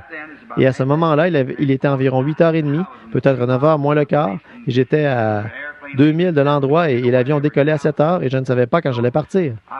J'ai donc posé mes mains sur ses pieds et j'ai dit, Père Céleste, je ne comprends pas ceci. Et toi, j'étais censé prendre un avion il y a un moment, il y a presque 1h30. Tu ne cessais de dire marche et ceci, c'est la seule chose que j'ai trouvée jusqu'à maintenant. Elle a dit qu'elle m'a vu venir. C'était toi, Seigneur, alors je ne sais pas quoi faire d'autre que de poser mes mains sur le garçon. Il a dit, oh, maman. Il a dit, ça commence à s'éclaircir ici maintenant. Et environ 5 minutes plus tard, il était assis sur le côté du lit avec les bras autour de sa mère. Je me suis éclipsé, j'ai couru là-bas et j'ai pris un taxi et j'ai couru à l'hôtel pour prendre ma valise. Et je pensais seulement me rendre sur place et attendre, peut-être attendre un jour ou deux à cette époque-là. Vous savez comment c'était difficile juste après la guerre de trouver un avion, alors j'ai pensé je vais devoir attendre quelques jours. Je suis monté dans le taxi et j'ai couru là-bas, à l'aéroport. Juste comme j'arrivais, ils ont dit le vol numéro 196 pour Louisville, Kentucky part maintenant. Dieu a gardé cet avion au sol pour moi, comme ça. Oh, je crois ça. Environ 2 ans plus tard, je voyageais dans le train et je me rendais en Arizona chez Frère Sherritt là pour une réunion. Et alors, je devais passer prendre Frère Moore et les autres. Et donc, quand je suis allé là-bas, je me suis arrêté là, à Memphis. Et le train s'est arrêté. Vous savez tous comment il s'arrête en direction de l'ouest, comme ça. Puis il recule et prend la plaque tournante et change de rail. Et ces sandwichs sur le train, ils chargent environ 60 cents par sandwich. Et je peux les acheter pour 10, 15 cents, vous savez, ailleurs. Et j'ai simplement attendu que le train arrête pour m'acheter des sandwichs. J'allais m'acheter un sac plein de hamburgers. J'avais vraiment un jubilé en allant là-bas. Alors, j'ai sauté à l'extérieur et j'ai couru là-bas très rapidement pour trouver un kiosque de hamburgers. En regardant autour, le train allait rester là environ 30 minutes. Et alors, j'ai commencé à me chercher des hamburgers. Et j'ai entendu quelqu'un dire « Bonjour, pasteur! » Et j'ai regardé autour de moi avec une petite casquette rouge. Il était là, clignant des yeux, vous savez. Il a dit « Vous ne me reconnaissez pas, hein? » Je ne crois pas, fiston. Il s'est approché. Il a dit « Regardez-moi bien. » Et j'ai dit « Oui. » J'ai dit « Je ne pense pas que je vous connais. » Il a dit « Moi, je vous connais. » Il a dit « Vous êtes pasteur Branham. » Et j'ai dit « Oui, c'est exact. » J'ai dit « Vous avez déjà assisté à une de mes réunions? » Il a dit « Non, monsieur. » Il a dit « Vous vous souvenez de ce matin-là où vous êtes venu à la maison et ma mère était... » Oh, j'ai dit « Ce n'est pas toi? » Il a dit « Oui, je le suis. » Oui, je le suis. Il a dit « Pasteur. » Il a dit « Je suis complètement guéri et en bonne santé. Et en plus de ça, je suis chrétien maintenant. Loué soit le Seigneur. » Oh! Ils étaient tous dans la chambre haute et priaient en son nom. Ils furent baptisés du Saint-Esprit et de force pour agir. Ce qu'il fit pour eux ce jour-là, il le fera pour toi. N'êtes-vous pas heureux? Je suis si heureux de dire, je suis l'un d'entre eux. L'un d'entre eux. L'un d'entre eux. Je suis si heureux de dire, je suis l'un d'eux. Alléluia. L'un d'entre eux. Je suis l'un d'entre eux. Je suis si heureux de dire, je suis l'un d'entre eux. Ils n'ont pas beaucoup d'instructions et ces choses-là. Bien que ces gens ne soient pas instruits, ne soient pas célèbres dans le monde, ils ont tous reçu leur Pentecôte, baptisés en son nom. Et ils déclarent maintenant partout que sa puissance demeure pareille. Je suis si heureux de dire, je suis l'un d'entre eux. L'un d'entre eux. Je suis l'un d'entre eux. Je suis si heureux de dire, je suis l'un d'eux. Alléluia. L'un d'entre eux. L'un d'entre eux. Je suis si heureux de dire, je suis l'un d'entre eux. Viens chercher, mon frère, ce bienfait qui purifie le cœur. Toutes les cloches carillonneront et ton âme sera enflammée. Oh, il brûle maintenant dans mon cœur. Oh, à son nom la gloire. Je suis si heureux de...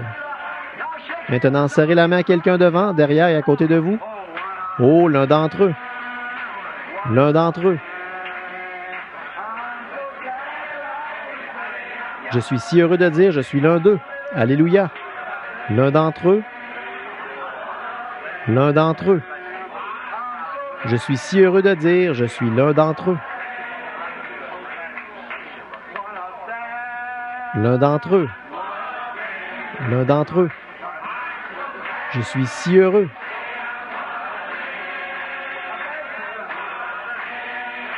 L'un d'entre eux. Je suis si heureux de dire, je suis l'un d'entre eux. Je suis l'un d'entre eux. L'un d'entre eux. Je suis si heureux de dire, je suis l'un d'eux. Alléluia. L'un d'entre eux. L'un d'entre eux. Je suis si heureux de dire, je suis l'un d'entre eux. Quelle est cette religion du bon vieux temps? Il a commencé là-bas et il a ruisselé tout au long avec le sang de Jésus-Christ. Oh là là! Oh, combien je suis heureux d'être pour l'Évangile!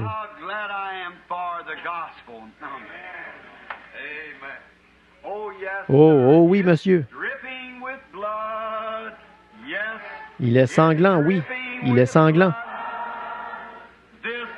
Cet évangile du Saint-Esprit est sanglant.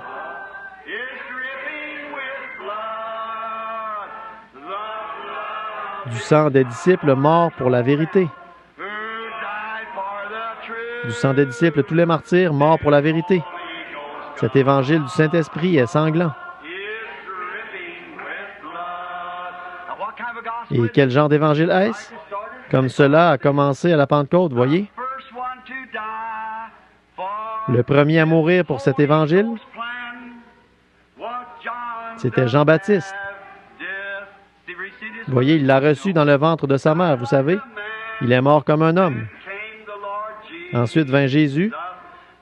Ils l'ont crucifié. Il prêcha que l'Esprit vaincrait le péché.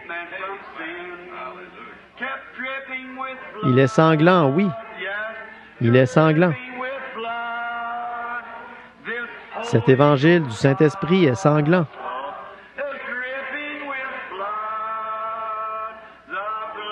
Du sang des disciples morts pour la vérité. Cet évangile du Saint-Esprit est sanglant. Vous ne pourriez pas en faire une organisation. Non, non. Il y a eu Pierre et Paul et l'apôtre Jean. Ils abandonnèrent leur vie pour que lui, cet évangile. Ils mêlèrent leur sang avec les prophètes de jadis pour que la véritable parole de Dieu soit apportée avec droiture. Il est sanglant. Oui, il est sanglant. Cet évangile du Saint-Esprit est sanglant. Du sang des disciples morts pour la vérité.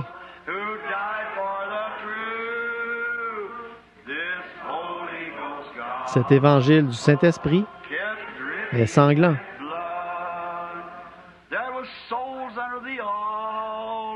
Des âmes sous l'autel qui s'écriaient combien de temps avant que le Seigneur punisse les malfaiteurs. Mais il y en aura d'autres qui donneront le sang de leur vie pour cet évangile du Saint-Esprit et son flot cramoisi.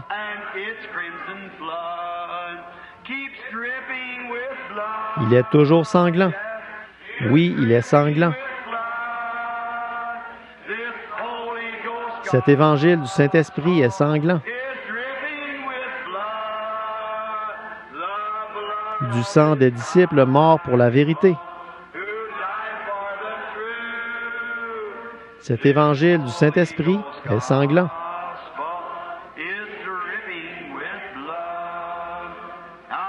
Maintenant, depuis le temps de la Pentecôte et des martyrs de la Pentecôte, jusque dans l'église d'Éphèse, jusque dans Pergame, jusque dans Thyatire, là-bas dans Sardes, dans Éphèse ou de Philadelphie, et jusque dans Laodicée. Et maintenant, qu'est-ce qui s'est passé ici? Comme la Bible le dit, tout se met en place et cette bête qui s'élèverait aux États-Unis. Vous vous souvenez de la vision qui a été lue ici en 1933? L'Église n'était même pas encore construite. Je ne savais pas ce qu'était une vision. J'appelais ça une transe. Je n'étais qu'un jeune prédicateur baptiste et nous étions... Toute ma vie, j'ai eu ces visions et je demande à n'importe qui de se lever et de dire si jamais l'une d'elles a déjà failli. Non, jamais. Ce n'est pas possible. Voyez, ça n'arrivera pas. Et bon, alors que je commençais l'école du dimanche, je suis tombé en transe. Nous le faisions ici à l'ancien local des francs-maçons chez Charlie Kern, un petit groupe d'entre nous, et j'ai vu ce président Roosevelt qui conduisait le monde vers une guerre mondiale. Prédit. J'ai dit, il y a 3 ismes. Le nazisme, le fascisme et le communisme. J'ai dit, combien ici s'en souviennent? J'ai dit, gardez vos yeux fixés sur le communisme. Tout se dirige là-dedans. J'ai dit, l'Éthiopie. Mussolini va aller en Éthiopie, mais il va échouer. Et j'ai dit, nous irons finalement en guerre contre l'Allemagne, mais j'ai dit, l'Allemagne sera fortifiée derrière une grande masse de béton. 11 ans avant que la ligne Maginot ne soit construite. 11 ans. J'ai dit, puis après la guerre, nous allons finalement la gagner. Et une fois que la guerre sera terminée, il arrivera que la science inventera de grandes choses.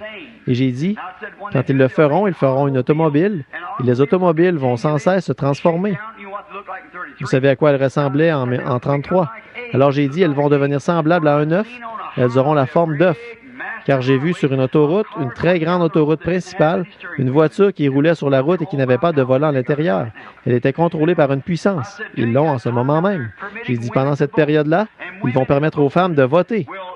Et les femmes, en votant, vont finalement, j'ai dit, cette nation est une nation de femmes. Elle est caractérisée par une femme. C'est une femme tout au long dans la prophétie, partout. Et le nombre 13 est partout dans la prophétie. Et j'ai dit, c'est un pays de femmes. Et là, c'est liberté ici. Et elle va tout gâcher.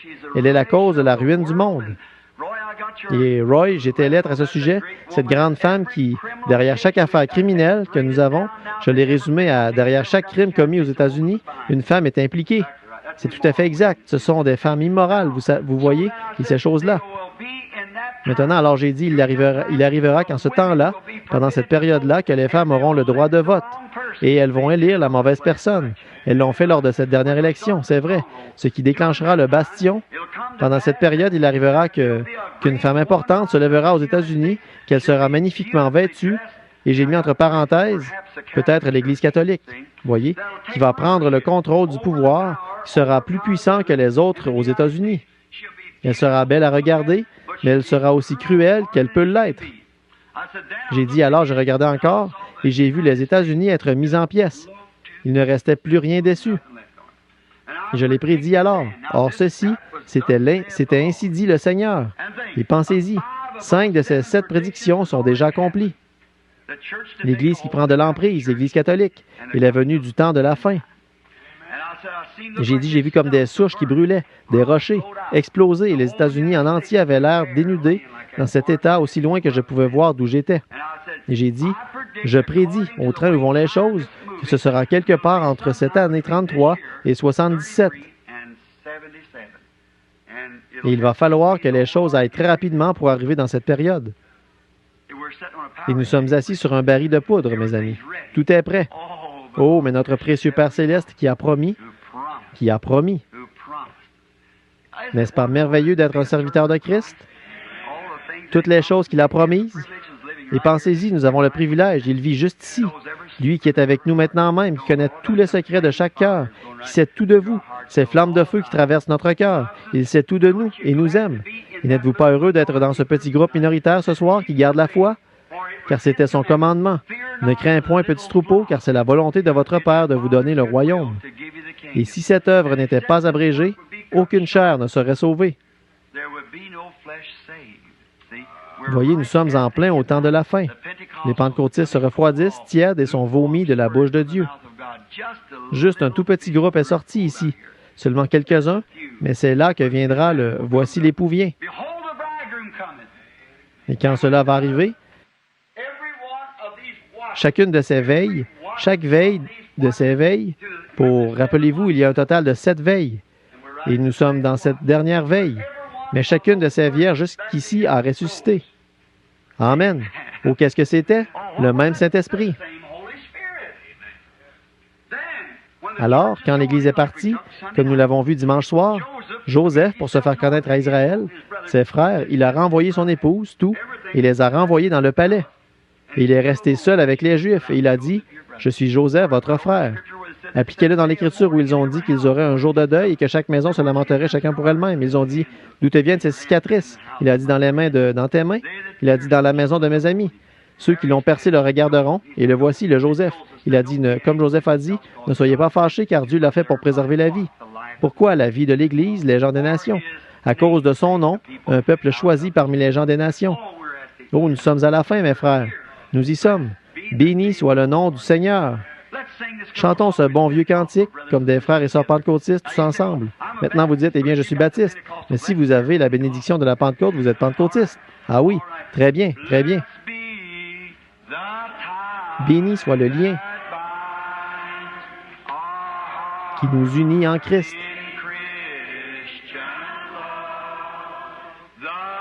Le saint amour, l'amour divin.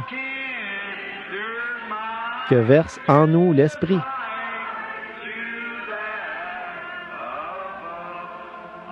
Maintenant, écoutez, mes amis, s'il y a quelqu'un ici parmi nous, si quelque part sur le chemin de la vie, qu'un peu d'amertume est entré dans votre cœur, écoutez-moi, débarrassez-vous-en maintenant.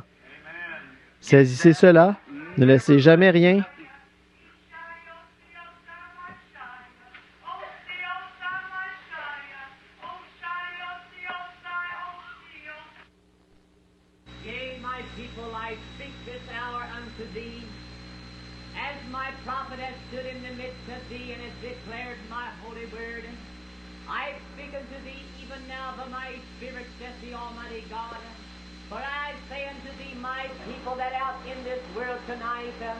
Yea, I have spoken days gone by concerning these things, even this very hour their great plans being made.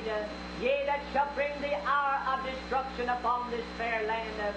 Yea, even in this world tonight there are spiritual forces being gathered together that shall come against thee, my people. But I say unto thee, be thou not discouraged in that day nor hour, for I say that I am the great Almighty God. Yea, even as I took my children from the land of bondage, yea, even as I brought them into the wilderness, into the promised land, even so shall I take thee home with me. And I say unto thee, my people, be thou not discouraged, but put thy trust in the Almighty God. For I say that I have loved thee with my great love, and I have called thee out of the world of sin, that thou might be my chosen people, and that in thee I might manifest my power and glory. And I speak these words tonight unto thee, that thou might be encouraged, says the Lord. Amen.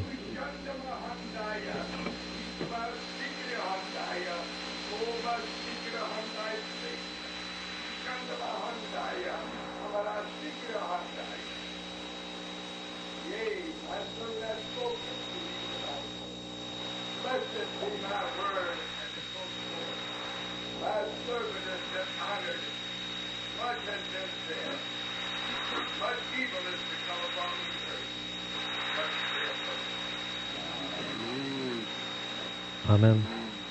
Amen. Seigneur Jésus, nous te remercions pour ces messages. Cela nous remue, Seigneur, sachant que nous n'avons pas fui, mais que nous avons gardé la foi. Oh, je prie Dieu pour que l'Esprit continue à demeurer dans l'Église. Garde-nous près les uns des autres, Père. Garde-nous avec toi. Et marche parmi nous, Seigneur, dans ce dernier âge du chandelier dans lequel nous vivons. Sois notre lumière. Brille sur nous, Seigneur, ces grands temps de ténèbres, car nous réalisons que le chandelier et les étoiles témoignent de ténèbres. Et Seigneur, nous sommes heureux d'être des enfants de lumière qui marchent dans la lumière de Dieu. Nous ne sommes pas attachés à ces choses de la terre, mais nous sommes tes enfants, comme nous te remercions pour ces choses. Nous te remercions d'avoir envoyé ces messages comme confirmation de ta parole. Puisses-tu toujours être honoré parmi nous, Père. Puisses-tu nous garder de toute amertume de la terre. Garde-nous sanctifiés afin que nos vies soient pures, propres et saintes devant toi. Que le sang de Jésus-Christ fasse cela pour chacun de nous, Seigneur. Enlève de parmi nous quoi que ce soit qui ne soit pas bien. Enlève-le de nous, Seigneur. C'est l'heure de se sonder. Ces réunions sont dans ce but pour sonder notre cœur. Tu as dit que ces flammes de feu de tes yeux ont sondé et connaissent ce qui règne dans le cœur. Tu le fais certainement, Père. Et tu nous as répondu et ensuite tu nous as dit d'être prêts car l'heure approche. Oh, combien nous te remercions pour cela, Père. Nous le ferons avec tout ce qui est en nous, par ta grâce. Amen. Oh, ne l'aimez-vous pas? Maintenant, s'il y avait un étranger parmi nous, c'était comme ça que c'était au commencement. Quand Jésus était ici sur terre, il a dit que quelqu'un l'avait interrogé au sujet du mariage et du divorce ou quelque chose comme ça. Il n'en était pas ainsi au commencement. On doit retourner au commencement. Alors, si le commencement était une église de la Pentecôte et qu'il est la vigne, nous sommes les sarments. Chaque fois que cette vigne produit une église, ce sera une église de la Pentecôte, un sarment de la Pentecôte comme au commencement, voyez, à chaque fois. Bon, vous pouvez y greffer d'autres vignes et cela portera des fruits. Vous pouvez prendre un oranger, greffer un citron dessus, il va produire des citrons qui vont tirer leur vie de l'oranger. Greffez un pamplemousse à ses côtés, il va produire un pamplemousse parce que c'est un agrume. Ainsi, ces organisations, dénominations et autres, greffées comme ça, qui se disent chrétiens, ils peuvent vivre de la vie chrétienne, c'est exact, mais ils porteront des fruits dénominationnels, c'est vrai, parce qu'ils sont greffés comme ça. Mais si cette même branche produit une, ou si jamais cette vigne produit une nouvelle branche, ce sera, elle écrira un livre des actes à sa suite. C'est exactement ça, parce que c'est ce qui est arrivé la première fois. Chaque branche qu'elle va produire d'elle-même va porter des oranges.